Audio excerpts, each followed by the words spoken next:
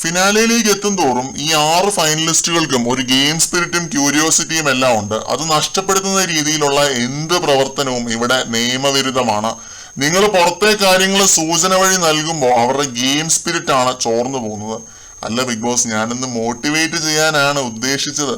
ഇതിനെ മോട്ടിവേഷൻ എന്നല്ല പറയുന്നത്, വിവരങ്ങൾ നൽകലാണ്. വളരെ ഗൗരവത്തോടെയാണ് റസ്മിൻ ഞാനിത് പറയുന്നത്. പുറത്തെ കാര്യങ്ങൾ പറയരുത്. ഞാൻ ഈ പറഞ്ഞത് വ്യക്തമായെങ്കിൽ നിങ്ങൾക്ക് പോവാം. റസ്മിനെ കൺഫെഷൻ റൂമിലേക്ക് വിളിപ്പിച്ച് ബിഗ് ബോസ് ശക്തമായ വാർണിംഗ് കൊടുത്തു. ഇപ്പോൾ വളരെ ഗൗരവത്തോടെയാണ് ബിഗ് ബോസ് ഈ കാര്യങ്ങളെല്ലാം പറഞ്ഞത്. റസ്മിൻ ഹിന്റ് കൊടുക്കാൻ വേണ്ടി മാത്രം വന്ന പോലെയാണ് എനിക്ക് തോന്നിയത് കേട്ടോ. ബിഗ് ബോസ് ഈ പറഞ്ഞതിലൊന്നും ഒരു അതിശോക്തിയും ഇല്ല. അത്രമാത്രം ഹിന്റുകൾ ആംഗ്യത്തിലൂടെയും കോഡിലൂടെയും പിന്നെ പാട്ടിലൂടെയും ഒക്കെ റസ്മിൻ കൊടുത്തു കഴിഞ്ഞു അവിടെ പലർക്കും. പിന്നെ ബിഗ് ബോസ് കൂടുതലൊന്നും പറയണ്ട കേട്ടോ.